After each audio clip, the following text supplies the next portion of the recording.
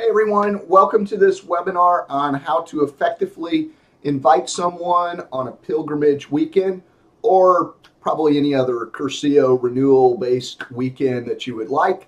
I am John Arnold. I attended Zionsville Great Banquet number 30, Table of Paul, and I have recently been active in the Arkansas Presbyterian pilgrimage. And what we're going to do in this webinar is help you get comfortable and confident on how you can effectively invite someone on a weekend. I'm really excited about it, and I need to right off the bat acknowledge Dwight NIchols, who is on the call, and Dwight will fill in some holes here and there throughout the webinar. Dwight is the outreach coordinator for the North Texas Presbyterian Pilgrimage Community. And a few weeks ago, Dwight led a webinar similar to this on the same topic, and I got like crazy excited about it. And I thought, we've got to get this in the hands of everybody in a really actionable form. So I did kind of a shake and bake on the information that he shared and created a workbook. Now, if you're watching this or attending this webinar, you don't have the workbook, you can download it at the Arkansas Presbyterian Pilgrimage Facebook group. If you're not in there and you want to know how to get the most latest copy of it, at the end of this webinar, I'll throw a slide in here that shows you where to email me, and I can send you a copy of the workbook, because you'll want it to go along with this, because literally what we've done is distill down the principles that Dwight shared into fill-in-the-blank exercises and checklist easy activities to invite someone. Now, for me, when I heard Dwight's presentation, it took what I thought was a good approach to inviting people, and it kind of turned it on its head, and it revealed to me why what I was doing was not really that effective. And to understand this, and here's the scary thing, is I found out lots of people are in that boat. To understand this, I want to start with an illustration. And I want you to imagine that the person that you want to invite on the weekend, they're over here just waiting for you to say, hey, come on a weekend. And to get into that pilgrimage party, they've got to go through a door that is up on a ledge over here. And your job when you're inviting them is to somehow fill that gap so that they can easily and readily go through that door. Now, what I thought you could do, and what I was doing all the time, was all I needed to do is when a weekend came up, I had to go to people really excited and say, oh my gosh, this pilgrimage weekend's coming up. It's so fun. It's really great. It's going to pump you up in your faith. They have these awesome talks by mostly lay people, and the music, I think, is going to sing to your soul. I really think you'd have a great time if you went on this weekend. And then I'd give them some details like, okay, it's April blank through blank. And if they ask the cost, I'd tell them that. And then I'd say, to register, all you need to do, just go over to our website, Google Arkansas Presbyterian Pilgrimage. You can register online. Just take a minute. Or here's I hand them a registration form. Here's a registration form. Fill that out, toss your check in it, send it in the mail, and you'll be all good to go. And that's pretty much how I invited people. I mean, I might say a little bit more than that, but that was by and large what I did. How many folks, that's been kind of your experience? Is that sort of pretty much where you've been? Okay. How many of you found out that really didn't work all that well? Like, I've asked a lot of people, and a lot of people I've asked again and again and again, and I can't seem to get them off a fence. And here's the problem. Here's why that doesn't work. In our minds, and I'm going to say our because it looked like just about everybody is with me on that, is I wanted to think that by doing that, by telling them about the brochure and a few little details, that I had given them a ramp that they could just walk up and go right on up and in through the door of pilgrimage. All right? Well, the reality is I did not give them a ramp. All I did when I did that was I gave them a first step maybe at best, that would allow them to step a little bit forward and a little bit up, but it by no means span that gap at all. That there were really several other steps that they needed in place for them to comfortably be able to move from where they were up through that door enjoying a pilgrimage weekend. The problem was that when you take the approach that I described, is by and large, all you've done is pretty much generated this first step, and you might have done a little bit on some of these, but for the most part, all you've done is create that first step.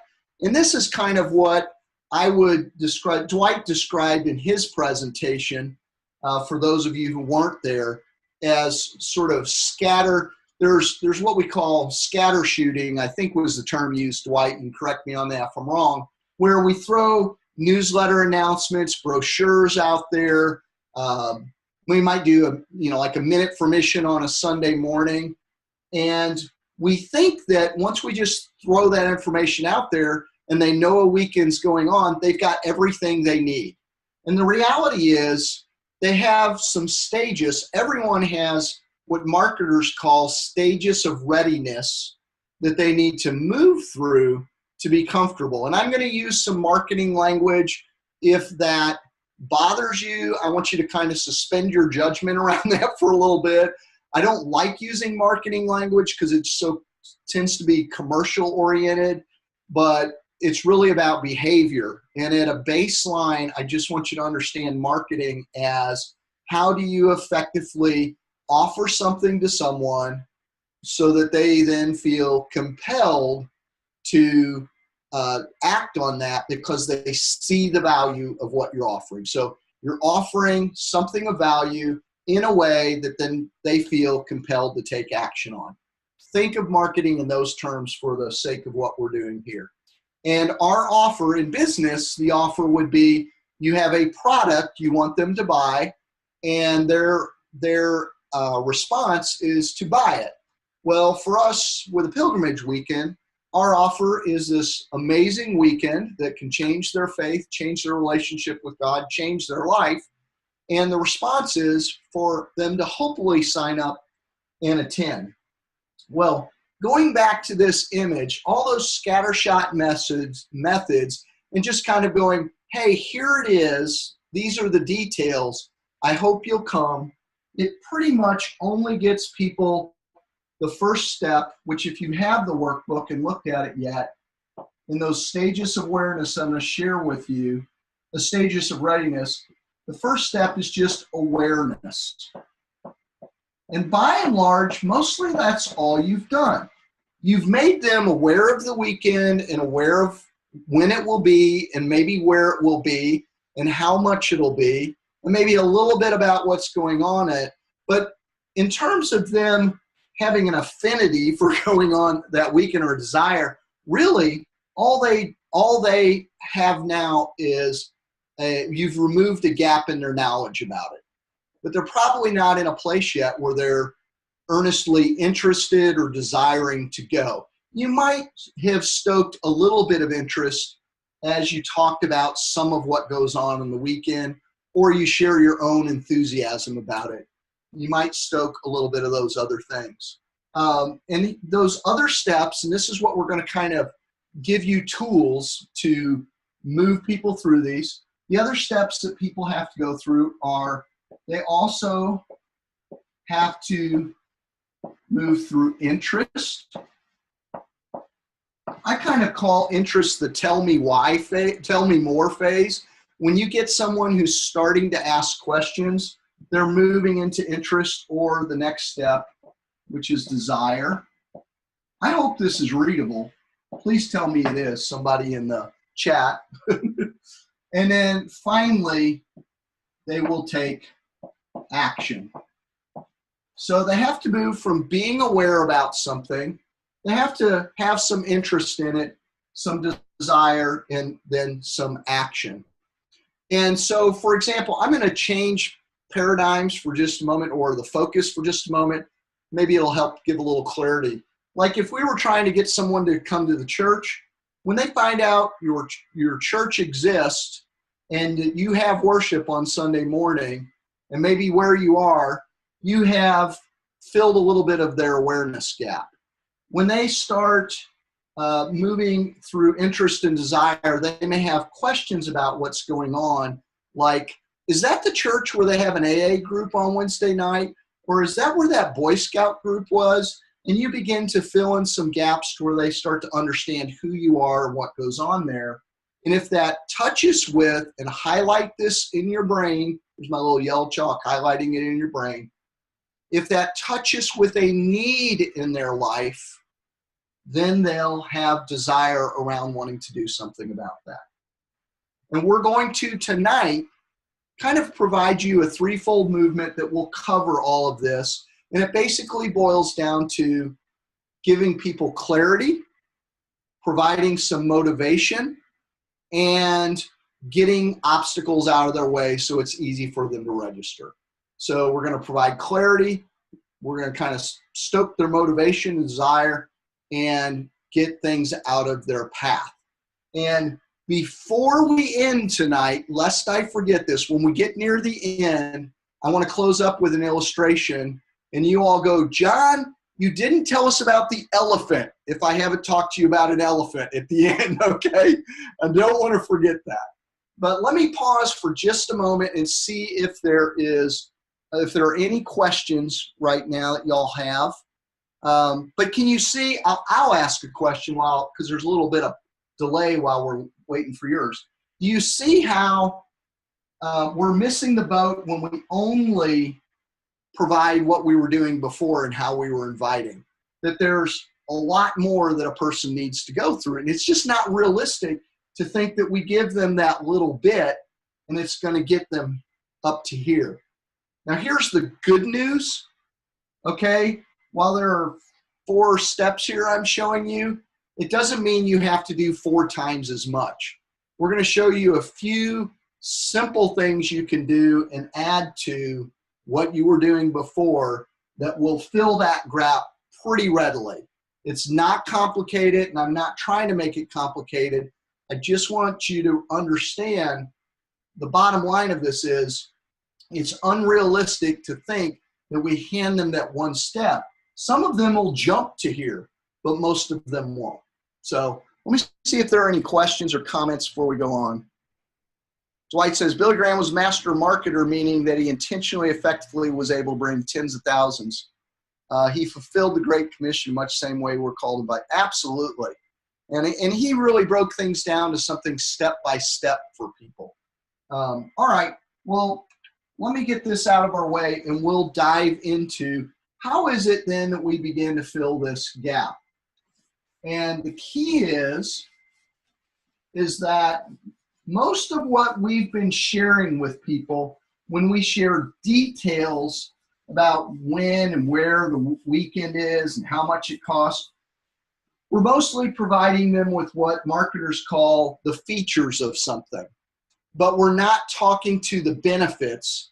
And if they want to feel desire to go on a weekend, we've got to somehow reveal to them a benefit. And the benefit can be removing something that's a pain for them, or it can be giving them some kind of positive gain in their lives. And in order to do that, what we want to do is get away from doing kind of a feature-rich invitation, if you will, and one that's benefit-rich. And by that, I mean, we want to figure out how do we speak specifically to someone's need and not just speak about the weekend, but we begin to speak about the weekend in terms of a specific need in their life. That's really the thrust of what we're going to be covering tonight. And that's really where you're going to find, I think, turning a corner in results with what you've been doing is tapping into recognize a person's spiritual need and speaking to that. So let's look at some different types of spiritual needs, and then I will jump into how we speak to that. there are some common profiles that we might put to people who go on a weekend. If you have the workbook, this is on page 5, and I'm just going to kind of bullet point list them off for you real quickly. There is a weary servant. There's the person who is burdened, and I'll double back to these and say a little bit more. The person who's unemployed, the person who's in a spiritual rut, in church leadership, or maybe someone who is a new member or they need some broader connections. They're a person who needs to connect. And then people who kind of hang back, they're at the fringe, and there's a need to be more involved in their life. They want to be more connected as well. As I mention those, and I want you to think of, there's probably people who jump to mind for you. And if there are, I want you to kind of jot their names down. But the weary servant is someone who winds up on staff. No, no. A weary servant is one of those people you see in the church who seems to be doing everything, and they're just worn out because they're on 3 committees while taking care of their kids, while working, while going to school. This poor person's just pouring themselves out. And they may not be doing all those other spheres. They may be retired, but they're at the church every minute the door is open, and they are always serving other people's, but they never get served. Someone who's burdened, they have a pain in their life that's making life difficult. It might be grief. It might be addiction. It could be an emotional issue for them. It could be depression. But they are walking around with a great heavy blanket on them, making life difficult. And they need some healing. They need that lifted off of their shoulders so they can stand up straight and breathe again and enjoy life and enjoy being a part of God's family. Unemployed speaks for itself. The reason unemployed are a high potential prospective pilgrimage person is that being unemployed is very difficult on you. It strikes at many people's sense of self-esteem, or if they have lost their job, they may also be dealing with some anger or grief over that loss, depending on how fair it was or wasn't. If they lost that job because they did something wrong, they may have a tremendous amount of shame or guilt over that. So there are a lot of different emotional, spiritual needs that can arise for someone who is unemployed. So it's a common person who could very easily benefit from being on a weekend. Someone who's in a spiritual rut.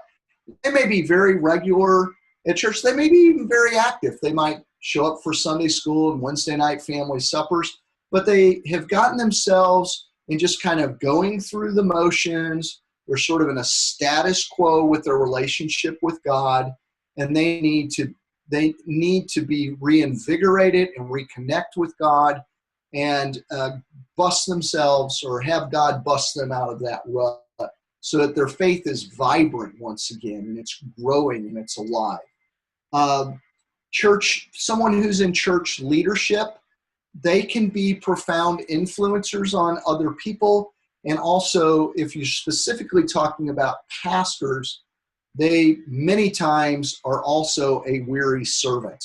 So they might be wearing kind of 2 hats. But church leadership is really essential so that they can be an influencer of many other people, potentially being on a weekend and benefiting from it. New members or others who need broader connections. One of the primary reasons people join a church is to be a part of a body, be a part of something above and beyond themselves. And they may have a little bit of trouble connecting, and a retreat experience can be a fantastic experience for that, or a renewal weekend. I'll get to that in a moment. I said retreat. I want you to put a big red X through that word in your head. We'll come back to that in a moment. But in a weekend experience, a renewal weekend, could be really helpful in those folks feeling solidified into a broader group. And then you might have some folks who kind of hang back. They're not involved. I did a video just yesterday talking about, are you a spectator with your faith? Or are you participating? And these may be folks who are kind of in a spectator role, and they need to be pulled out of the stands and down onto the track and get in the game, if you will. And a weekend can be a great way of helping people with that. Now, as I say that, I'm curious. I want you, if you have some people in mind, I want you to write their names down. And there's actually space in the book if you have that in front of you. But if you don't, you can just use a paper.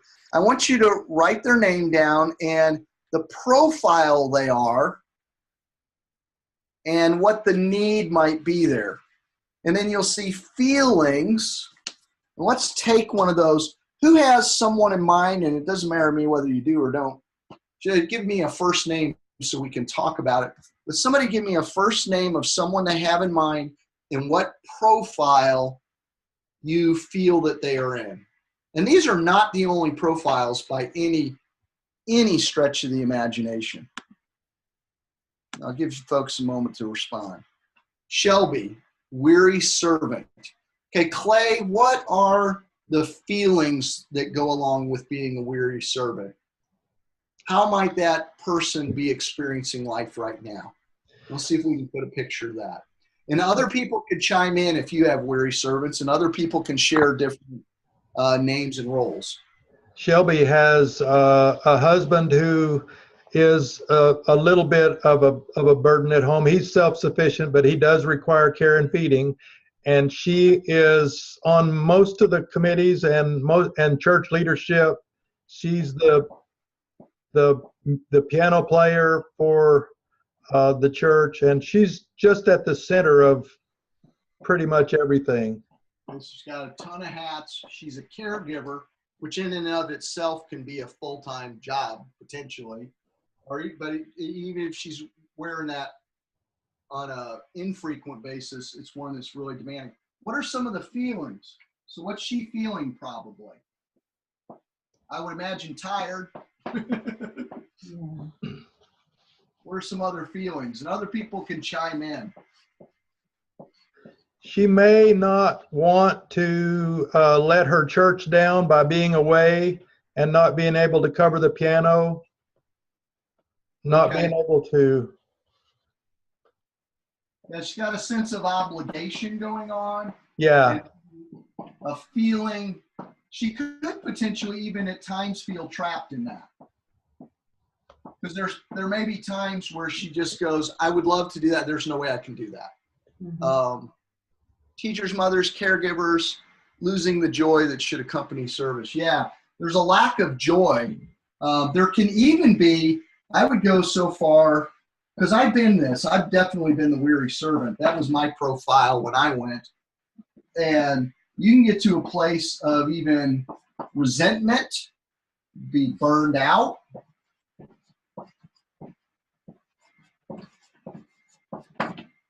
What else? Let's see if some other folks have chimed in with some, what are a few more feelings? She probably would worry a little bit about her husband being okay. Although her daughter lives, 200 yards away, so it's not a big deal, but it would be on her mind. Okay, so there's worry at several different levels there. Yeah. Anything else? I got an open arrow. Anything else? Another feeling she might. Okay, now the thing is to recognize that she's in this role. She's feeling these things. So for her, what would be the value of a weekend? What would, if she could somehow suspend her worry or get beyond the worry by filling the gaps around it that are needed for her to be able to go, what would she might experience or benefit from on a weekend? Oops, I think, hang on, let me unmute. Pat was speaking. Yeah. Have other people been trying to speak and I just couldn't hear them? We're muted. Yeah, let me unmute people. Gosh, I'm really sorry about that. I hope other people weren't trying to jump on. There's probably an unmute everybody, but if there is, I don't see where it is. Mhm. Can you unmute yourself? No, but you just did. Okay. Muted Peg. There we go. Everybody's unmuted now. Okay. Sorry about that. That was my bad. We forgive you, She Claire. might, Don, I think she might feel relief. Yeah. Okay, so some of the benefit for Hey, her. on that last arrow, put financial. I don't know if she has money problems or not. No. So there could But be some would. stress there. Mm-hmm. And not even thinking in terms of the feelings she has about going on the weekend or being worried of being on the weekend or the financial stress, though that comes into play here in a moment. I mostly was just trying to get a sense of what's her emotional, spiritual state being in that caregiver role. Does that make sense? These are important though. We'll come back to those as well. So what are the benefits that she might experience? Somebody said one a moment ago. A renewal? Renewal? Yes. What's it feel like to be renewed? How do we feel when we're renewed? Fresh. Fresh. Great word. Wonderful. Wonderful. How about energized?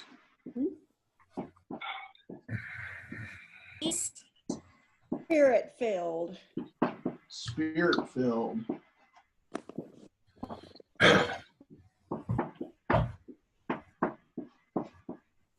Okay. Any others you want to add to that? Peaceful. Peaceful. Wholeness. I missed that last one. Oh, Wholeness. Wholeness. Okay. All right. That's enough. Okay. Now the way we begin to bridge this gap, once we recognize the role somebody's in and some of the weight of what that role means for them in their life, the emotional, spiritual burden of that, and we see the benefit, we can actually begin to tell to that person a story, if you will, of how they could benefit and move from where they are into something much better. And the best way to do that, hands down, is to share your own story. And if it connects with that, that's even more helpful. Like if you've been a weary servant, or if you have witnessed a weary servant, have a great experience at pilgrimage to use their story. And we refer to those stories, of course, as our testimonial, a testimonial of what went on. I did this last night. I want to interject a little story. This is my testimony about testimony, but of something that happened for me last night. I have many times down at Susan's church, back when I was pastor there with her, First President Texarkana, I've many times stood up at a family night supper or on a Sunday morning and said, there's a pilgrimage weekend coming up, and kind of gave you the spiel that I did a moment ago. It's a really wonderful weekend. You're going to enjoy it. You're going to come back refreshed. And I just kind of generically spoke about it. Well, yesterday, I created a little mini testimonial of my story. And were almost all people that I've spoken to in the past. And it was at the front end of a small worship experience. And I said, before we get started, I want to take a minute and talk to you about pilgrimage, and I'd like to share my experience of it. And that's how I started. I led with my testimony. So highlight those things, those words in your brain. When you are inviting someone, lead with your testimony. And I said, at the time that I went, our kids were itty bitty. They were probably late preschool and early elementary. I was 20-something-year-old pastor, associate in a larger church. I didn't know how to say no to anything. I was running in 10 directions at once. I was worn out. I was staggering through the day, weary most of the time, and I felt pulled in just way, way too many directions. And when I went on the weekend, it was an opportunity for me to, for the first time, and I didn't know when, if ever, to just be served, to have people who were caring about me and loving me, and to sit back and be fed and take in some really wonderful talks that God was able to speak to me through, and to things going on in my life. And I was so busy, I couldn't hear God. I was running in too many different directions. And it was a wonderful time of renewal for me. I was able to come back, and I had new energy. I felt grounded again. And I was actually able to start saying no to some things because I had a better sense of priority after the weekend about where and how I should be spending my time. And I kind of shared that experience, and I said, I'm telling you this because I know almost all of you sitting here, and most of you are in a very similar place to where I was. You're either taking care of family while working, while wearing 1, 2, 3, 4 hats in the church. And while everybody's weekend is different, God can meet somebody wherever they are. And that's where I was. I was worn out and needed to be renewed, and God met me in that. And I know a lot of you are in that same space. And then this was what's fascinating. I got done with that, and I hadn't told when it is or where it is or how much it is or anything. All I'd done was share my story of it.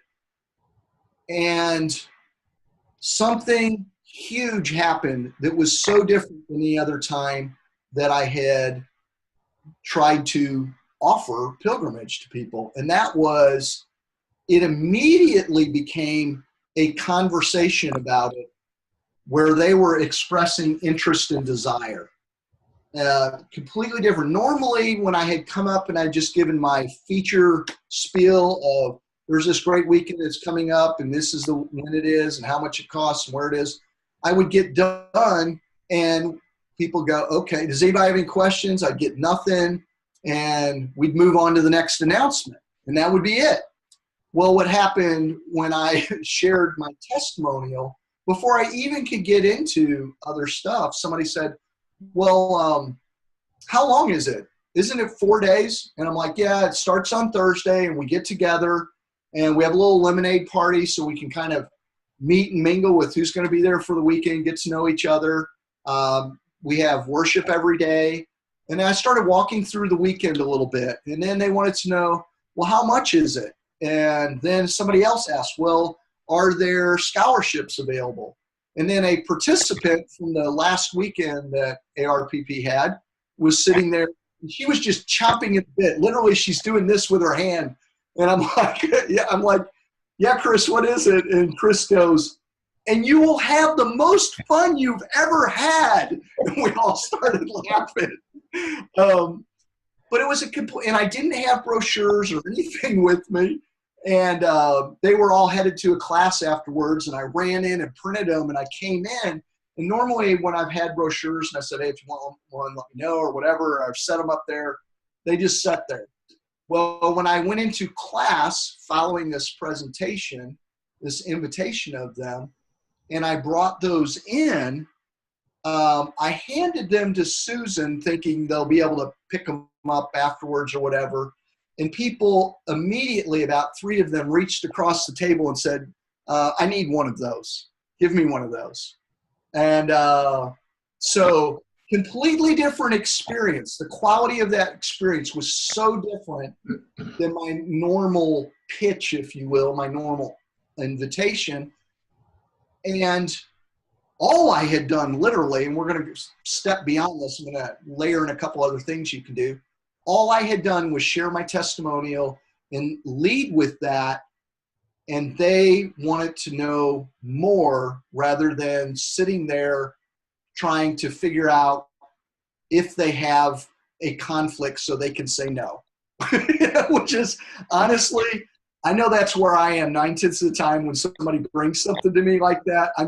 I'm waiting for them to get done so I can go, well, when is it? So I can figure out whether I have a conflict or not, And that was I think some of that was the furthest thing from their mind, because what they heard was the potential value of it, not just what it was and what happened there, but they felt and they understood and they heard the potential value of being on that weekend. Does that make sense? Can you see how that would be a very different experience for people just by sharing your story? And we're gonna walk through how to create that story so it's a compelling story. But I want to see if there are if there are any other comments or questions. Let's pause here for a moment. Let's see, refill. Well, oh, somebody asked, I have a comment about being served if there's a natural segue. Dwight, go ahead and I don't know what you mean by that. Go ahead and pop it in. It's just part of my faith journey. I was unchurched as a child and as a young adult until I married a preacher's kid.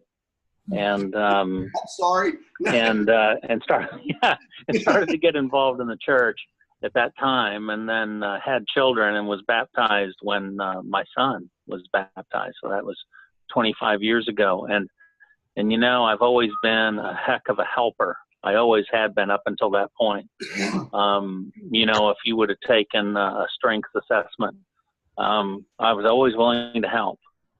Right. But I didn't have a clue about what serving people was all about. Interesting. And until I went to my pilgrimage weekend. And so years have passed, and now I'm director of missions at my church. Wow. And the difference between helping and serving and really learning what that's all about and having that experience, because I'd never been served like that before. Yeah. Ever. To where you look to your left or your right and you just see the face of Christ on your brothers and sisters. It's just incredible. And so for me, in that respect, it was a huge learning experience and something that taught me the difference and helped me move forward on my faith journey. So.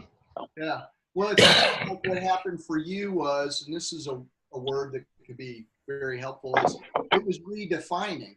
It took something you already knew and you were doing, but it redefined it in a way that made it much richer and gave it a whole lot more meaning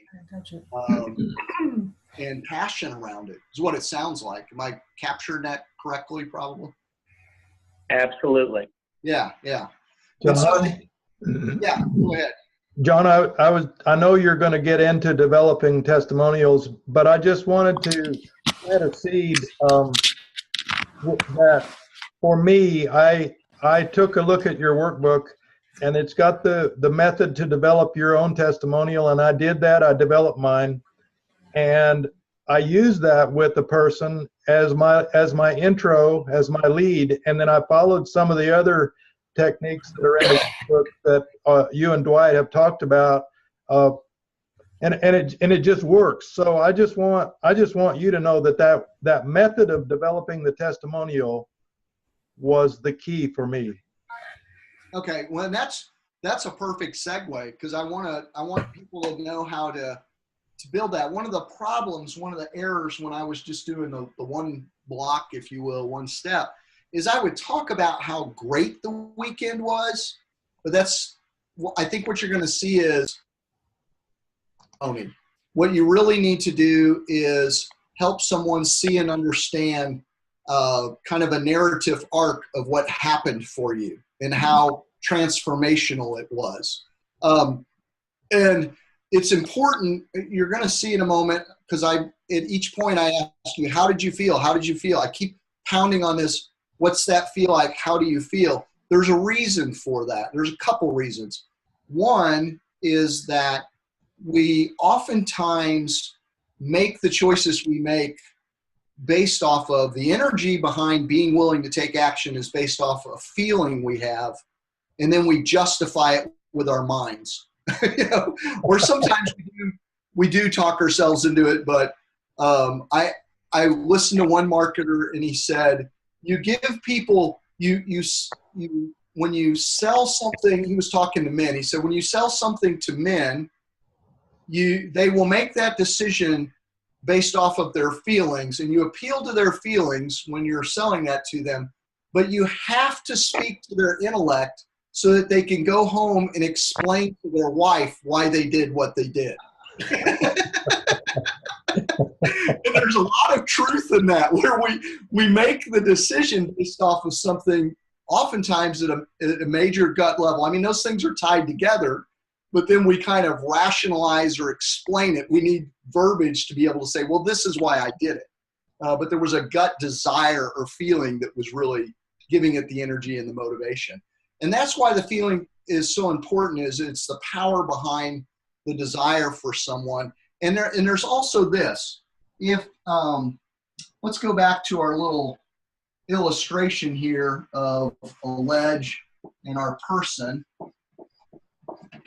And if we share with them our story as kind of a part of a bridge to get to them, I'm going to say our story in terms of the details of our journey, they may not match up well with theirs. Like, we may be, I'm a preacher, and a lot of people just have no clue the demands that a preacher has on them.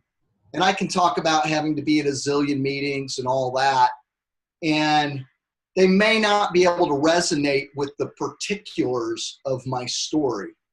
However, when you share the feeling around that, the feeling has, to me, this huge bandwidth for people to it. They can hear and they can connect with being weary and tired and exhausted and going somewhere and having someone take care of them, and out of that feeling uplifted and burden free.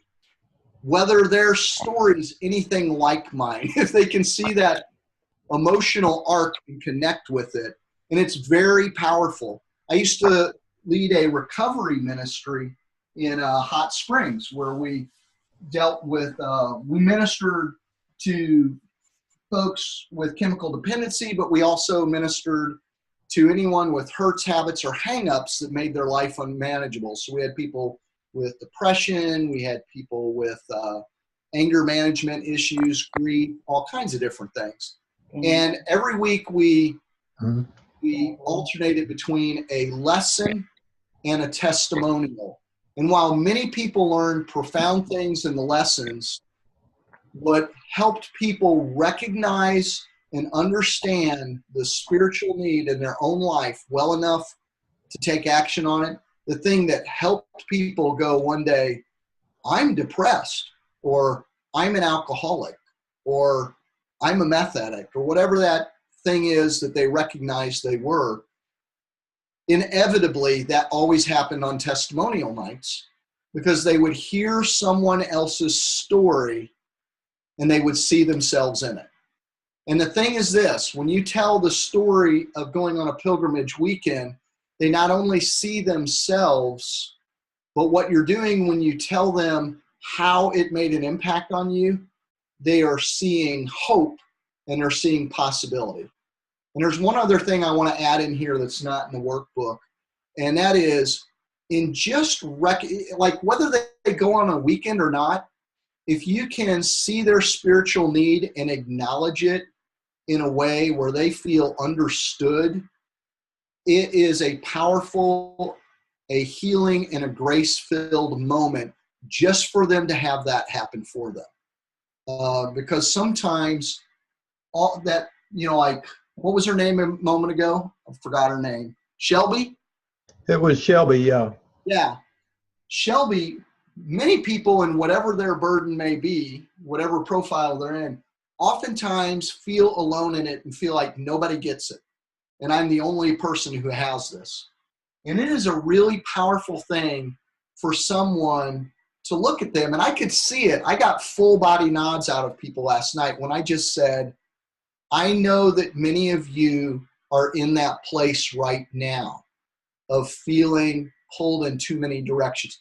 And when someone acknowledged that and put words to it in a non-judgmental way, there was a ton of ministry and connection that happened, and just being seen with their junk and their need, and but in a non-judgmental way, it becomes a moment of grace. So that's my sidebar. That's a bonus preaching moment for you. But I think what I want you to realize is a testimonial is not only powerful in helping them more readily see and understand the value, but there is wonderful ministry that happens in just doing the testimonial. So if you are hesitant to do that, I would urge you to let go of that and trust God in just telling your story and letting the Holy Spirit fill the gaps. And I don't want to dwell too much on this because I want to talk about I think that's a good segue to elements of what you need for your testimony. But let me see if there's anything else here, because I want to give that's 10 of 8. Yeah, I'm just going to flag these questions real quick for coming up with your testimonial. And then I do want to make sure that we talk about what I have dubbed 8 rookie mistakes. Because in the 8 rookie mistakes, you're going to get the how-to of what to do with your testimonial, the do's and don'ts of once you have that information. In the workbook, if you have this would be on page 8 and 9. I want you, when you take time to write your testimonial, there's really kind of 3 layers here. I've got 5 questions, and the first 2 questions basically are recognizing what your profile was on your weekend.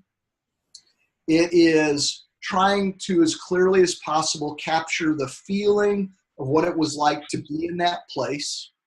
So that's your starting point situation.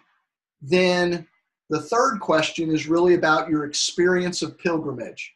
And you may have had like a healing moment in the service of healing and wholeness, and you're kind of going, well, I don't want to give something away. You don't want to maybe speak.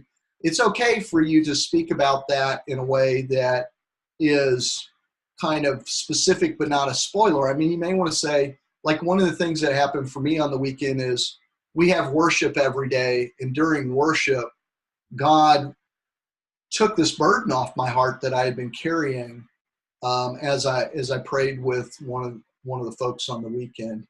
Or I had the opportunity to pray with someone, and I'd never had that before. And it was great to do that because this is what happened. So you can share some specifics without doing something that's going to, blow the weekend for them. But I want you, whether it's something you can share, like maybe it's the foot washing and you don't want to talk about it all. Either way, while writing your testimony, I want you to go ahead and capture that. It might be your defining moment from that weekend. Then the last 2 questions are very much like the first 2 questions, but they're from the standpoint of, so what was the transformation that happened? What was redefined for you? What was the shift in how you felt? What was the shift in your situation? And you're trying to capture the best picture of that you can. And if you can get those in kind of a nuts and bolts fashion, it does not have to be big and fancy, and it doesn't have to be long or ornate as some kind of narrative. It can be a handful of sentences.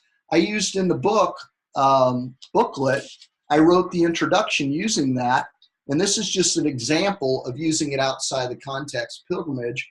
When I wrote the workbook, I used a testimonial to write the intro, and I said, before Dwight's presentation, I thought all I had to do was tell someone, hey, you should go on a pilgrimage weekend. You'll love it. Hand them a brochure, all the details. Okay, that's where I was.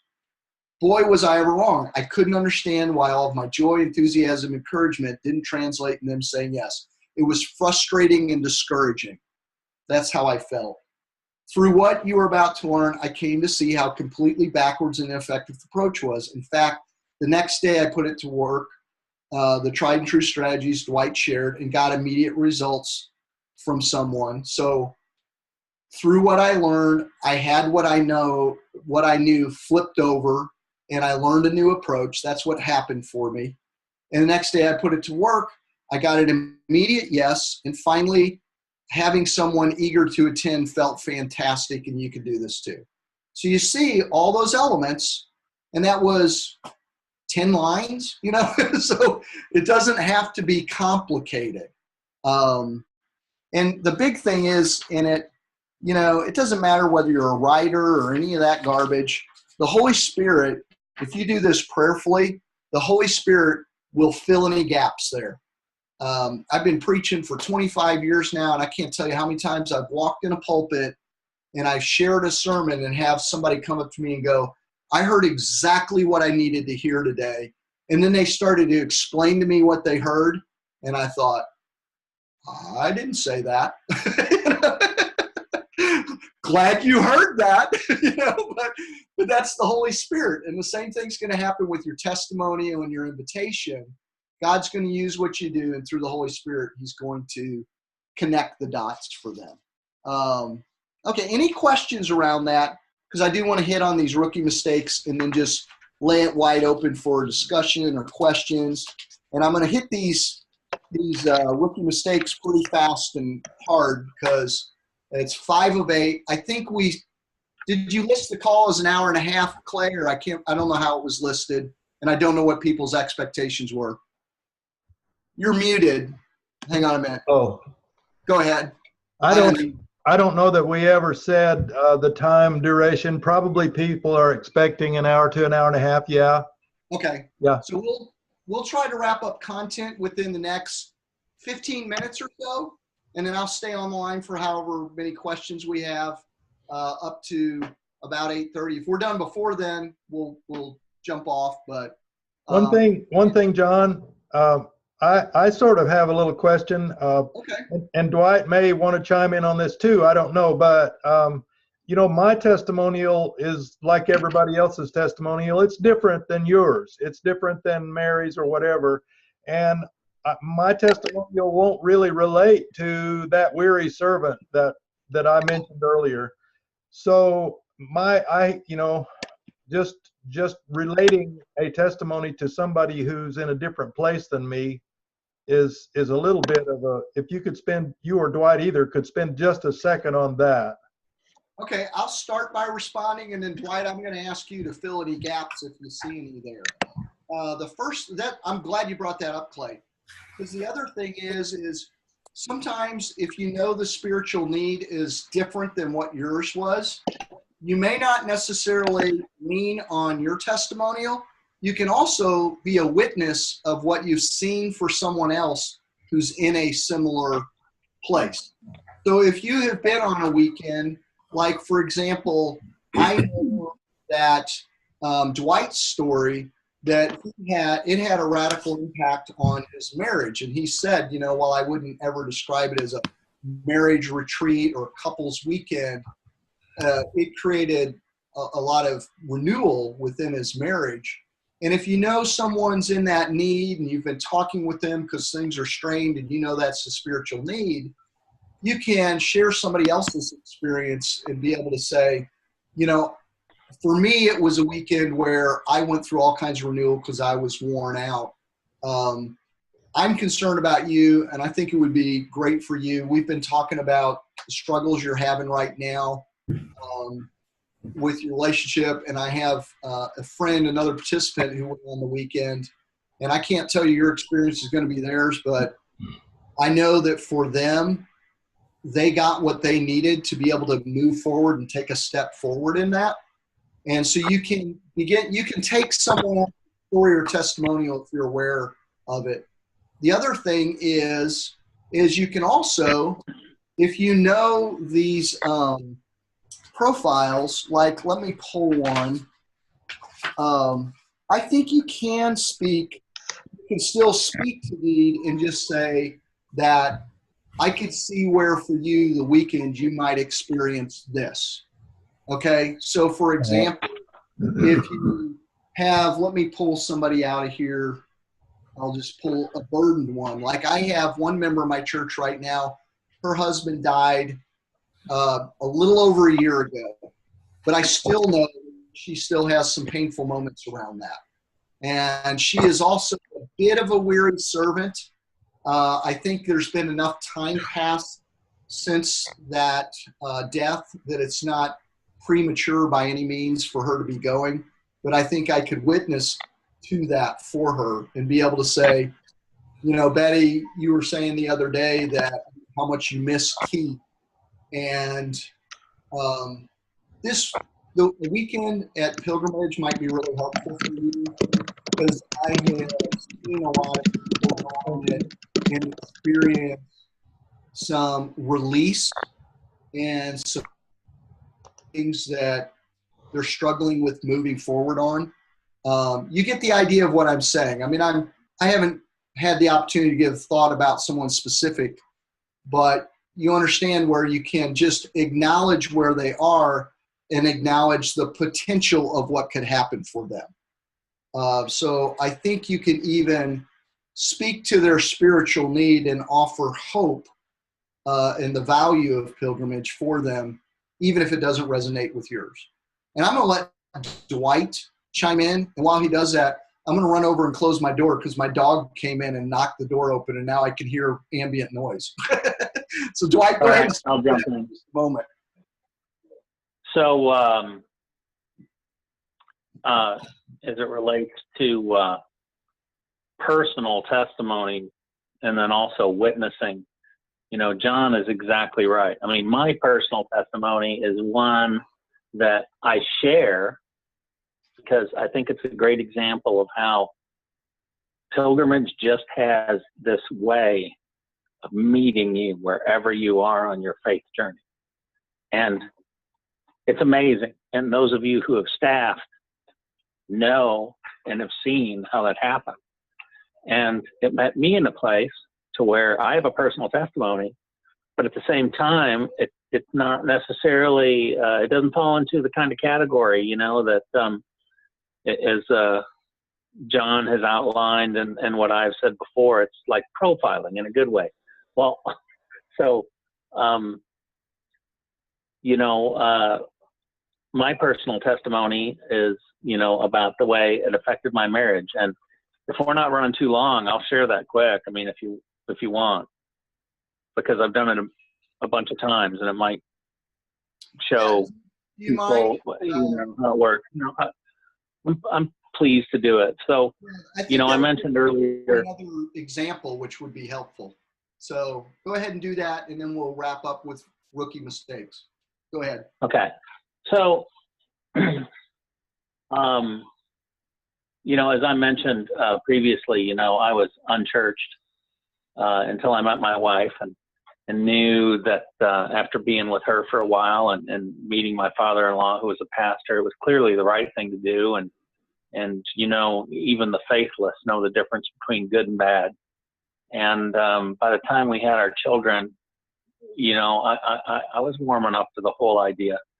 And I was baptized the same time my son was 25 years ago.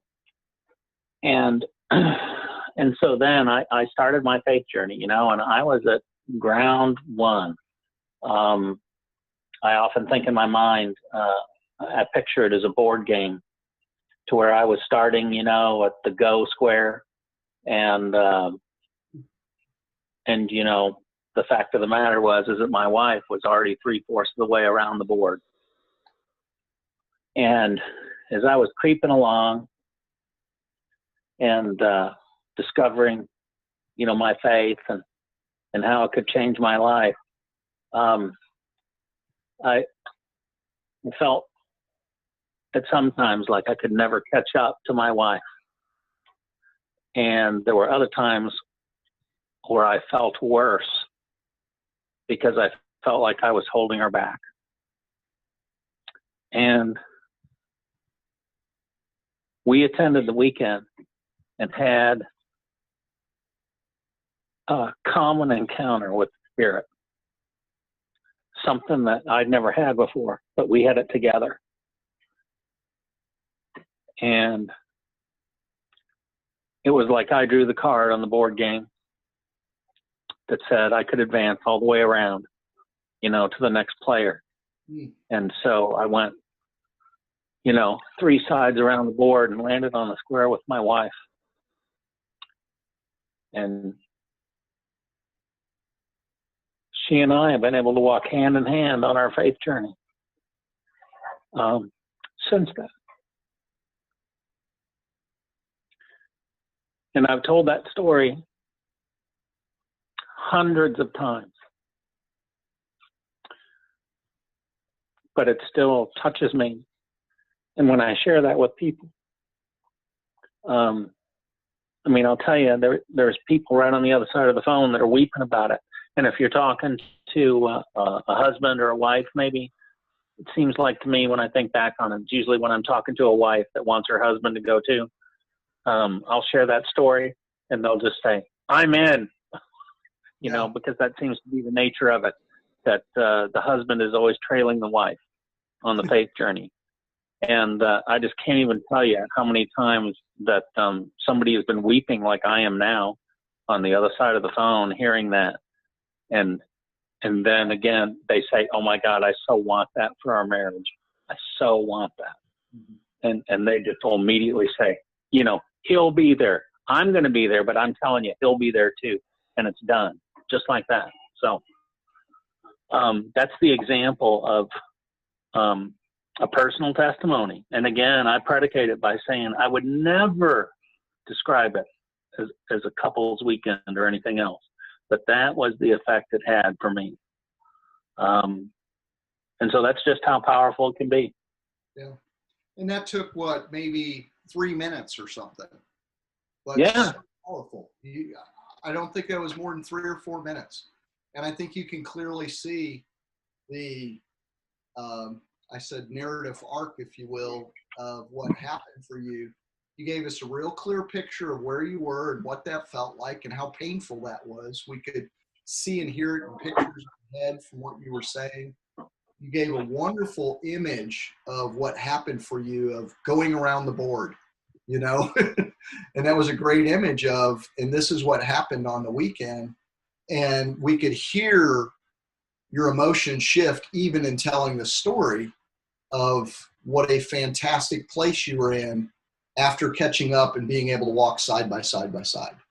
And again, it took maybe 3 minutes. I would really encourage, if any of you are in renewal groups, it would be awesome for you all to take a time as your renewal group and either have people share a testimony each time you meet, or to have one where you simply get together and you all take some time and work on your testimony and everybody takes a few minutes and shares it with the group or another or a partner. It's going to make you more comfortable with it. It's not that you want to be, you don't want it to be formulaic or it can. That's not the point of offering these questions and these images, but to help you be comfortable with telling a testimony that actually helps someone feel seen and feel hope for something different. Does that make sense? Yeah. Okay. John, it's almost like, to me, it's almost like telling our story if we're going to share our faith itself with someone else. Our story is our story, and that's an important story to have ready. Yeah. Well, and think of how many times Jesus taught by telling a story about someone.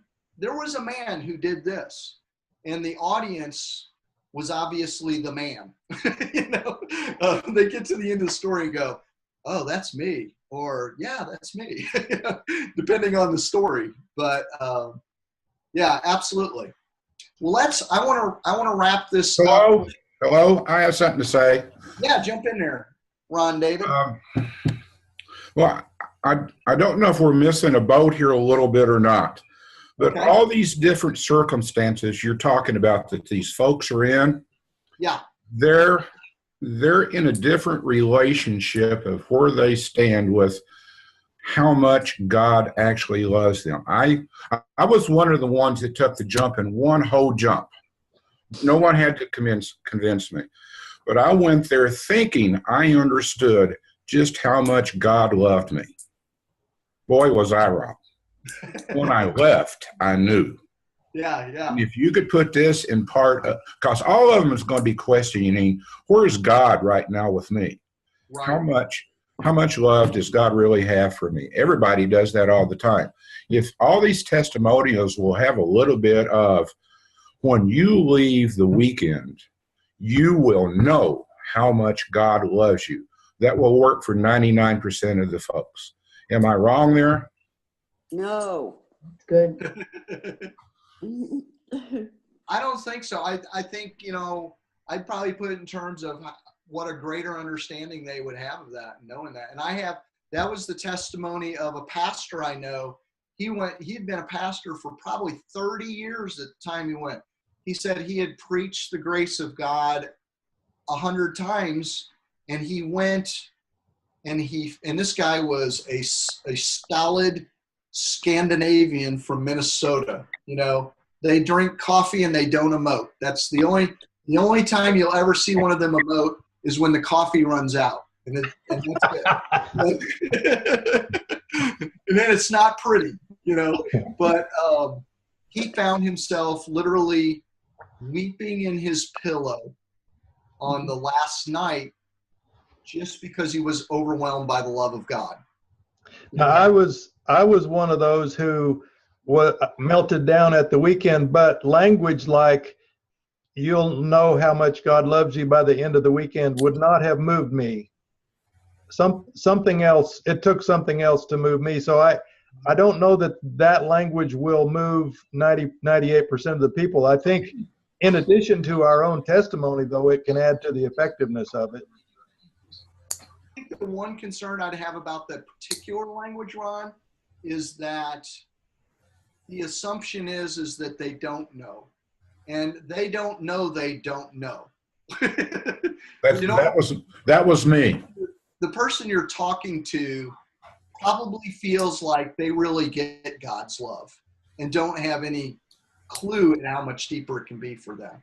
And that's why I kind of said, if I were going to put that forward as part of my testimony, is that you may discover a completely different level of God's love for you on the weekend as you experience so much love out of the weekend, That'd be a good way. That'd be a good way. You get what I'm saying, though? When Yeah. When you tell me, well, you're really going to know God's love, what I'm hearing is, you don't think I know God's love. I don't need that. I know God's love. I hope that makes sense. Yes. Don, Yeah. and sometimes the weekend doesn't hit until after the Sure. weekend. Mhm. Tommy's testimony did that. It did not hit him. He left the weekend without thinking he had anything. And then it hit him in an extremely powerful way a week or two later. Tommy Watts, maybe. So, I think the key here is, and it'll take some time, and God will lead you, and everybody's going to be different in how you need to speak to them. But I would be careful, and Dwight can probably say no more about this, but I'd be careful about making some claim of what God is going to do, because we don't know what God's going to do. But what we can say is, I can see where you might experience this, or this. I would agree with that. In fact, something I've discovered before and learned over time is that,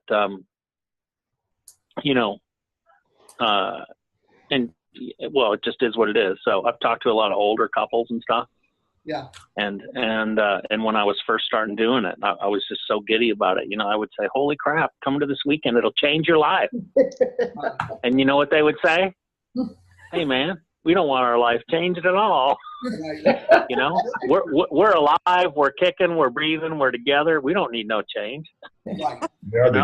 And so be careful about saying that, because when you come away from a weekend, you're usually that giddy. like it changed your life. So of course it's going to change somebody else's, but they might not feel like they need their life changed, but they may need a kickstart.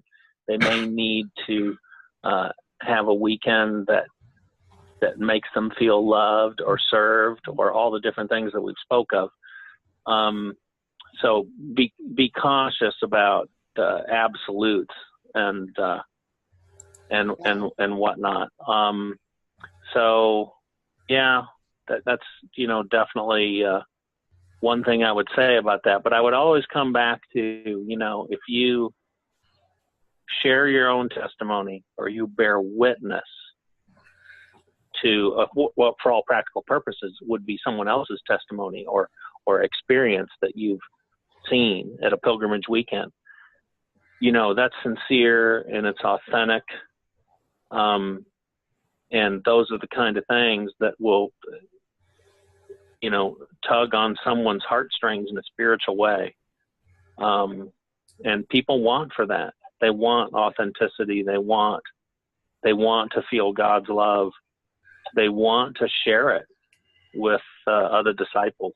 And those, that's something that you can always come back to, and it means that you can always feel confident about what you're selling.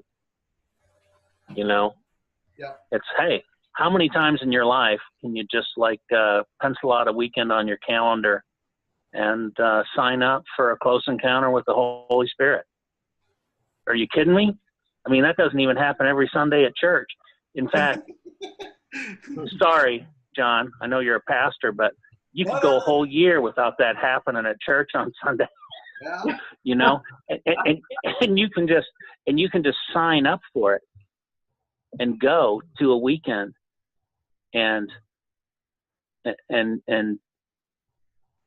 feel like you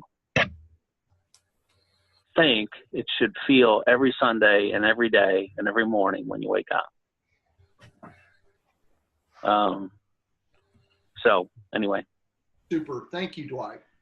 All right, I'm gonna hit on. It's 8:15. I'm sorry if I feel like I'm rushing us. There's nothing rushing when we've already been talking an hour and 15. So, but I am gonna kind of rush the last little bit here. I'm gonna quickly rookie mistakes and then remind me to tell you about the elephant if I forget.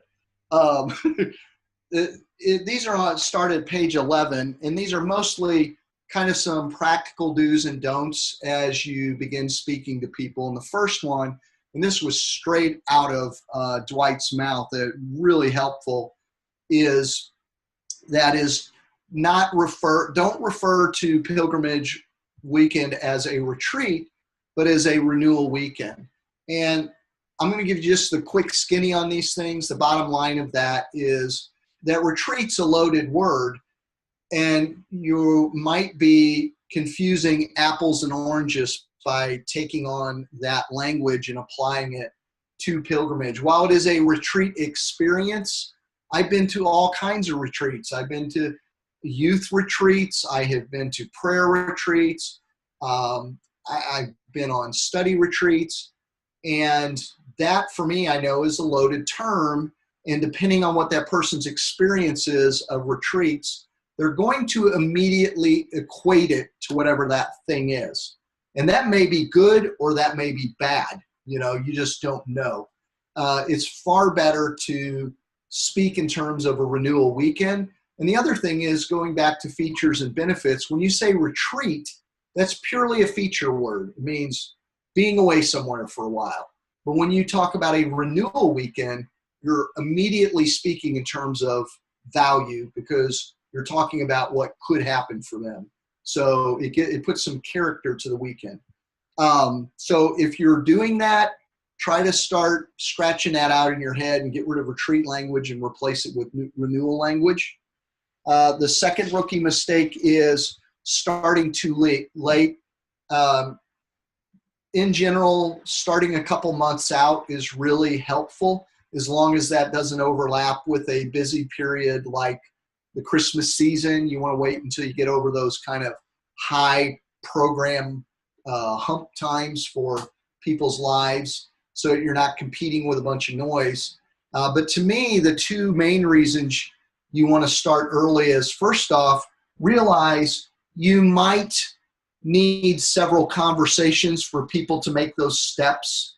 I think if you do a testimonial and you apply the things that we've shared with you, you're going to greatly reduce those conversations, or you may only have one conversation. But they may need to go home and talk to their spouse and see if something's happening then, or they may have to see if they can request off from work. You got to give people lead time to be even able to have the weekend free. Many people. I have to know weeks in advance oftentimes to know whether I can be on something. So now that said, I don't want you 4 weeks from the weekend going, well, shoot, I can't invite anybody now. 60 days ago was a month ago.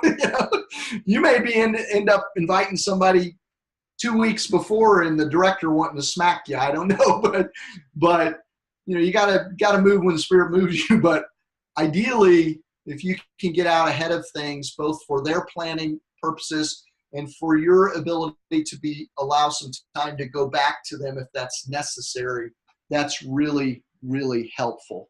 One thing you want to avoid doing, and this was my norm, is I would just try to tell them when I saw them, which Dwight talked about this in terms of speaking to someone after church. I did the same thing. I'd see somebody at family night supper before or afterwards when we had a few minutes, some operative words there. That's not a good time to do it, because you want enough time to be able to share your testimonial, answer questions about the weekend if they have questions about the weekend in terms of what goes on. You don't want them distracted, and you don't want the conversation truncated, because making these steps, it takes a little bit of envelope, a space of time. So don't catch people on the fly and go, oh, by the way, did you know there's a weekend coming up in April, and I think it'd be great for you to go. Instead, the alternative is you schedule a time with them that's going to be uninterrupted. So whether you want to visit with them, if that's your style, face-to-face, or you want to call them, ideally what you want to do is say, hey, listen, I want to talk to you about something. When would it be good for us to grab some lunch, or when can I call you? Whichever style is best for you. But don't do it on the fly if you can avoid that. They're going to be busy, they're going to be distracted, and they're going to keep discussion at a minimum. Rookie mistake number 4, and this is just so brilliant. Again, I got to tip my hat to Dwight on this, is don't leave registration up to them. I have one woman, I didn't know this technique, and I'm trying not to be a nuisance, but I'm asking her almost every time I see her something effective. Have you registered yet? Or you need some help registering? Because I got her, she said yes, but she hasn't registered. And I know it could dissolve very easily if she doesn't soon get off the stick and do that. And I'm going to probably follow up and do what Dwight suggested. I'll just do it in follow-up, and that is, before you even call the person, if you're doing it over the phone, pull up online registration, get a hold of your church directory or whatever you need to fill in, 9/10 of the information. Most of it's pretty straightforward: name, address, contact info. Fill in what you can before you even call them. So when it comes time to make the ask, where they've gone through interest and desire, and they need a call to action to be able to act, you can say something like, so does that sound good? You want me to go ahead and get you signed up today? I can do that right now. I have everything I really need to know other than this, and you can make the ask, so to speak. But if you leave that in their laps, it just keeps getting postponed and delayed, and they might have questions about it. Whatever you can do to smooth that process over is really going to help them tremendously. Rookie mistake number 5, focusing on features rather than benefits. I'm really not going to say anything about that other than if you lead with your testimony and you're focused on the blessing you experienced and or the spiritual need they have, that's going to naturally happen. That will be a benefits-rich focus to how you invite. Rookie mistake number 6, being cryptic about what happens on the weekend. You can share a lot of detail about the weekend without taking away from any of the spontaneity of it, because you can just talk. I talk pretty clearly about the flow of the weekend with people, where I tell them, every day we have worship and we experience communion together. There's talks. Most of them are led by lay people. I always really enjoy the talks because they're just seem very natural and open. They're not polished speakers per se, but people sharing their faith in ways that really helps me, or whatever. You walk them through. We have meals that are, it's camp food, but it's good camp food. However you want to describe that, you can walk them through. You're going to have we have hotel style rooms where, maybe depending on where it's being held, you may have a situation where people have suites or whatever it is. You describe their situation. You can walk them through those kind of things. And it's important that you do, because the more clarity you can give, clarity gives people comfort. The more you can fill in without just overwhelming them, the more clarity they have, the more comfortable they will feel making a decision, because they can begin to picture themselves on the weekend, and they don't have this nagging a sense of, what am I getting myself into if I say yes to this? So the more detail you can give, the better. And definitely, if you can avoid it, you don't want to make it sound like there'll be some mysterious things that happen that you can't tell them about before the weekend, because that just unnerves a lot of people. that just creates apprehension and, discomfort or fear for the average person.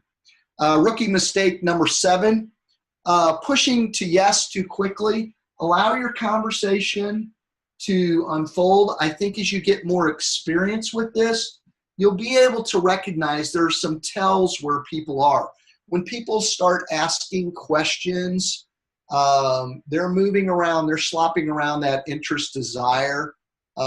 If they start getting down to brass tacks questions about how much and when and where and, how do I register, they're pretty much there.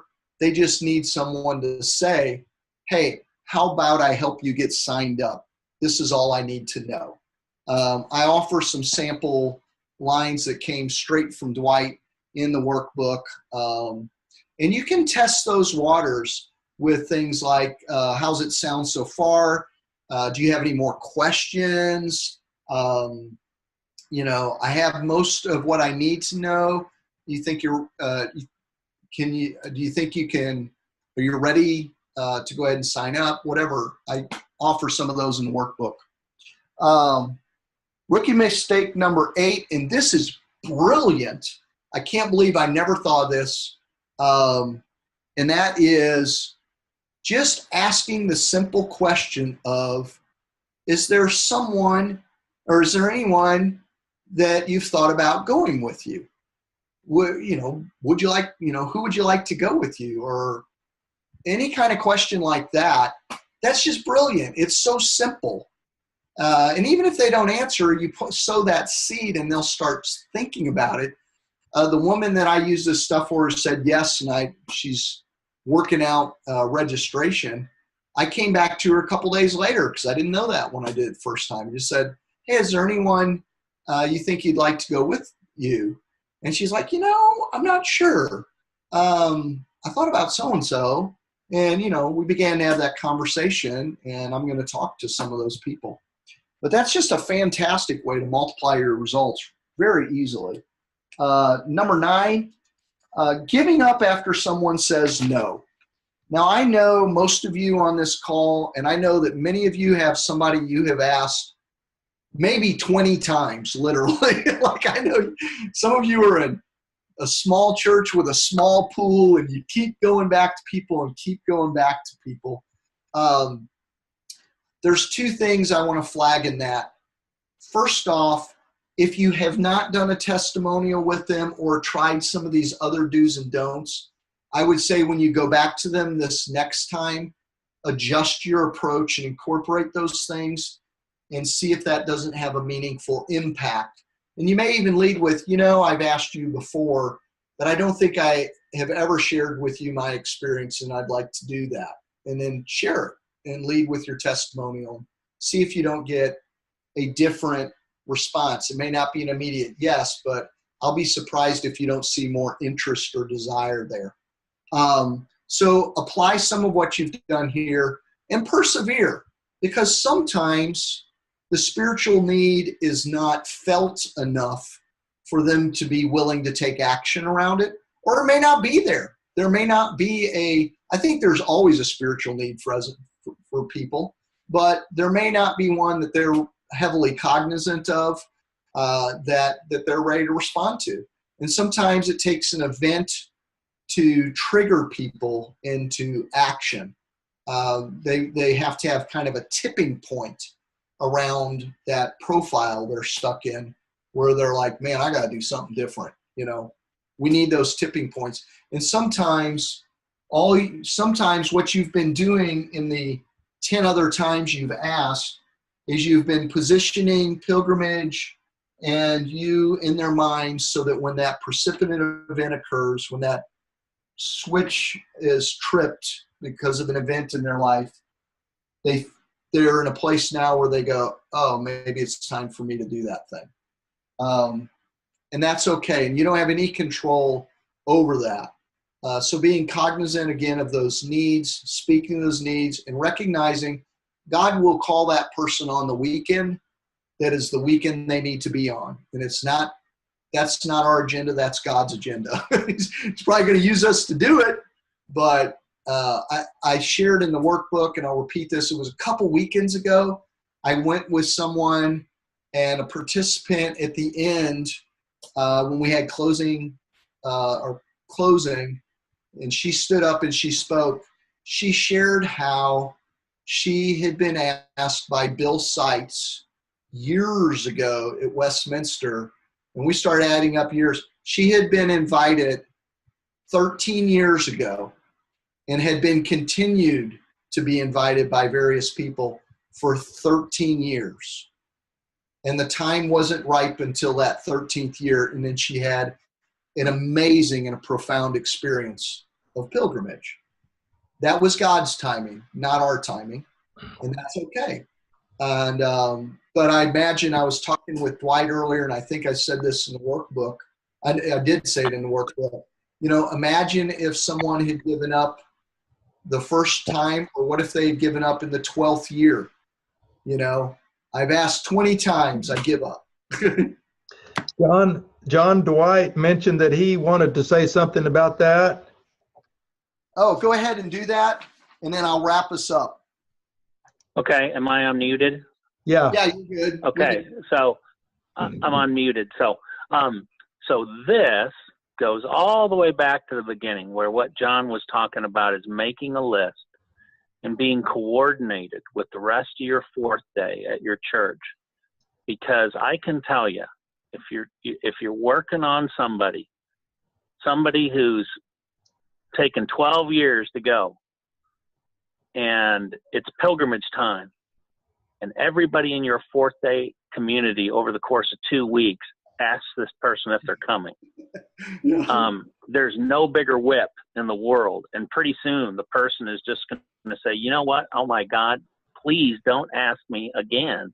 Yeah. And that's why having the list built, not just your personal list, but having that amalgamated with the larger list at your church or from your fourth day or in your renewal group, to where you decide this year or this pilgrimage, who is going to approach them?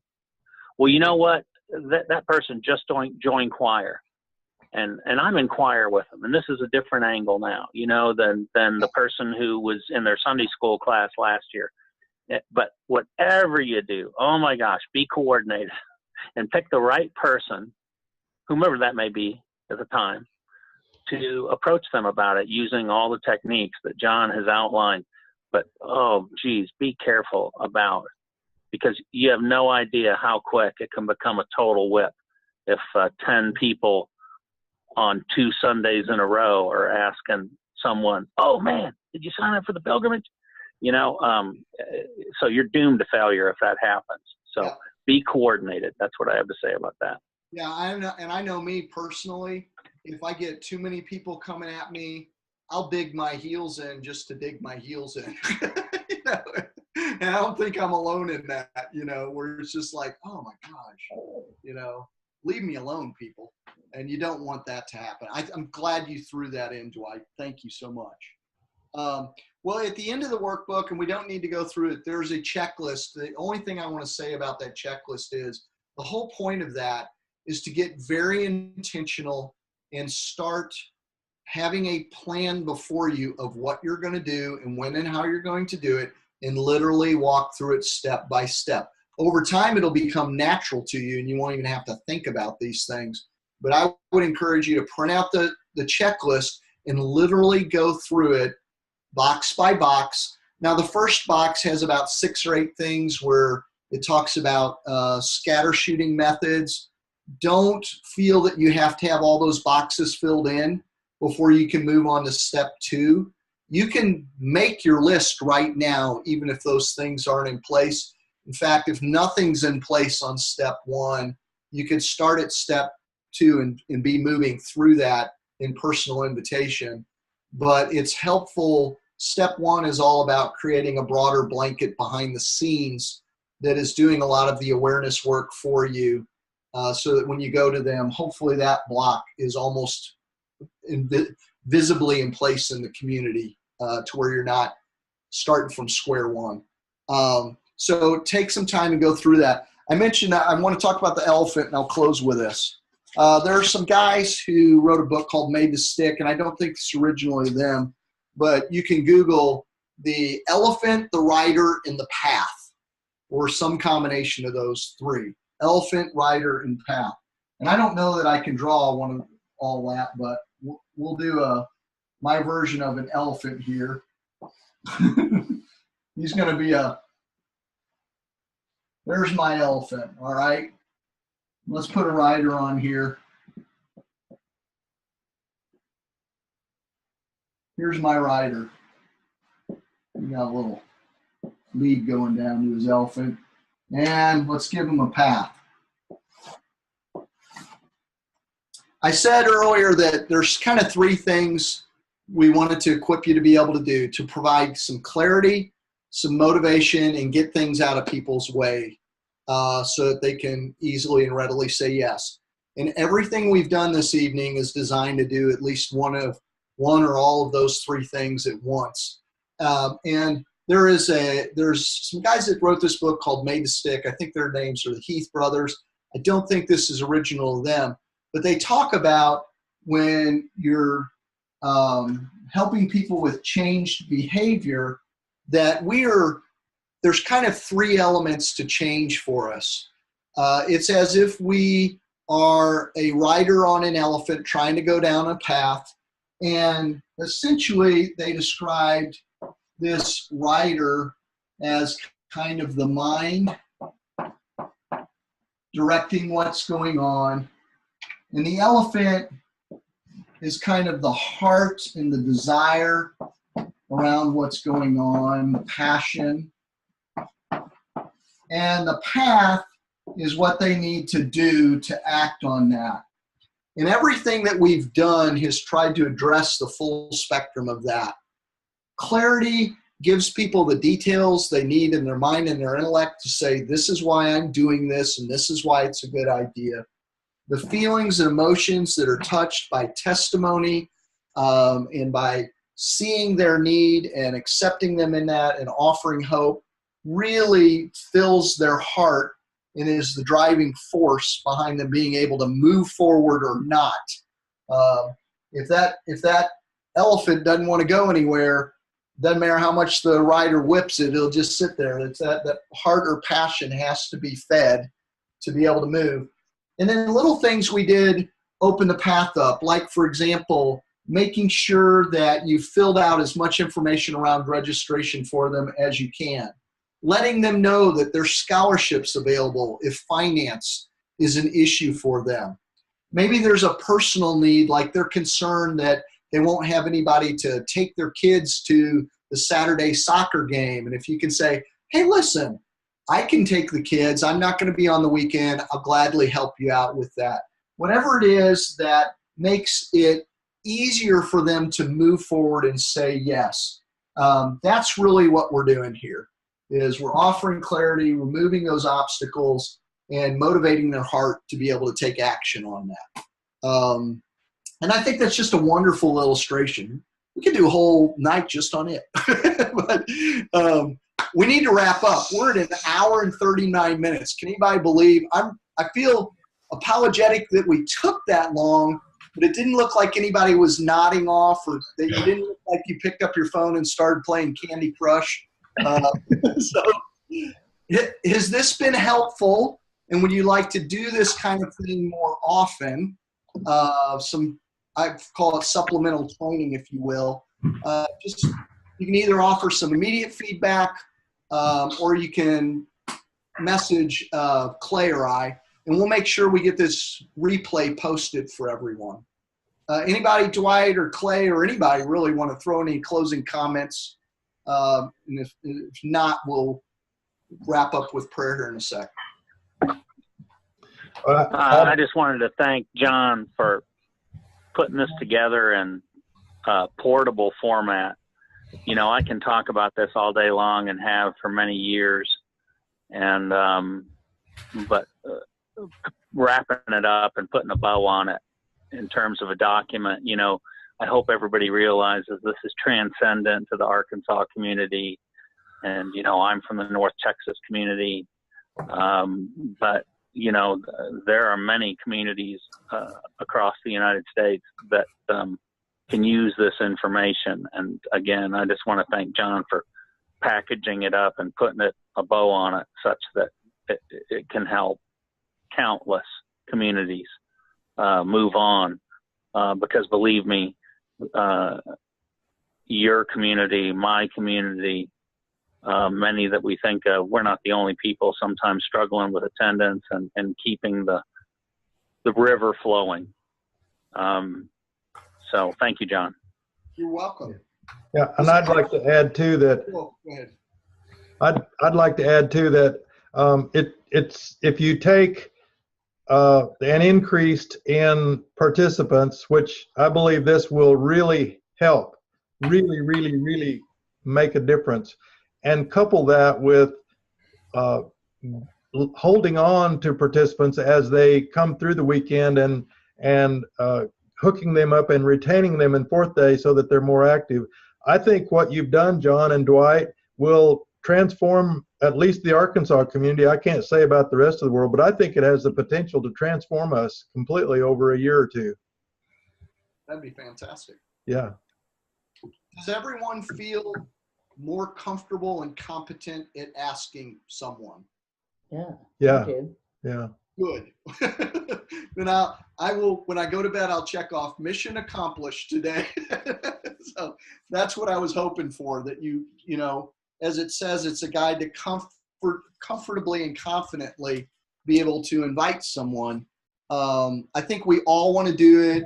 We all love the weekend and want to do everything we can to help someone else do it. But I have lacked this. I've been in doing, oh my gosh, my participant weekend was over, I don't know, I've lost track. It's close to 20 years ago, I guess. It's got to be over.